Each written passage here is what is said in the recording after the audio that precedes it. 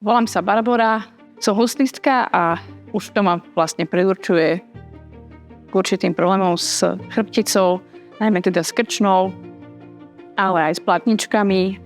Ale priznám sa, že celý život som to istým spôsobom zanedbávala a po 30-ke to ako keby vybuchlo a začala som pociťovať väčšie bolesti.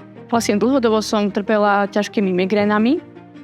Dá sa povedať, že niekoľko rokov. A práve tu v súkromnom zdravotníckom centre Hippokrates mi prišli na to, že ten dôvod je moja krčná chrbtica a vlastne to, že som sa dlhodobo nestarala o môj chrbát a moju skoliózu. Takže momentálne mám jeden veľmi intenzívny plán, ktorý dá sa povedať, že až denný, týždenný, na týždennej báze.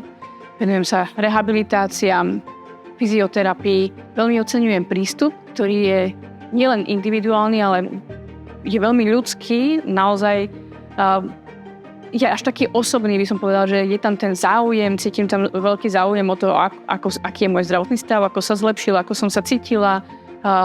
Snažíme sa prísť na to, ako odstrániť niektoré problémy. Snažíme sa samozrejme prísť na to aj, ako možno, že lepšie si ja nájdem ten čas, aby som to mohla aj doma teda praktizovať, lebo predtým som vlastne navštívila aj rôzne iné centrá, kde sa najskôr riešila teda moja migréna, čiže riešila som to s neurologičkou, ale vlastne následne som dostala výmenný lístok, že musím ísť sem, čiže to mi zase zabralo nejak veľmi ten môj čas, ktorý je istým spôsobom veľmi náročný a to asi vieme, že ten čas je taký najvzácnejší a nakoľko pri mojej profesii je ten môj čas veľmi vzácny a dá sa povedať, že obmedzený.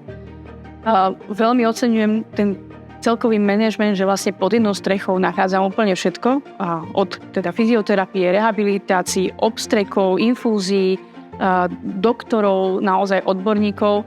Toto je, myslím si, že jedno obrovské plus, ktoré by som určite povedala, s čím som sa teda ani v živote predtým inde nestretla, úprimne povedané, že pri tých akutných stavoch naozaj ten termín dostávam veľmi skoro, akutne, čo je na tie slovenské pomery, či mám naozaj bohatú skúsenosť, že veľakrát som dostala termín o mesiac, o 2, tak stalo sa mi párkrát, že ma seklo, že som mala akutnú bolesť, že som naozaj pociťovala tie platničky a dostala som termín do 24 hodín, čiže hneď na druhý deň som mohla prísť na vyšetrenie, na obstrek, na infúziu a toto si myslím, že je niečo, s čím sa naozaj môžeme veľmi málo kedy stretnúť v slovenskom zdravotníctve, bohužiaľ.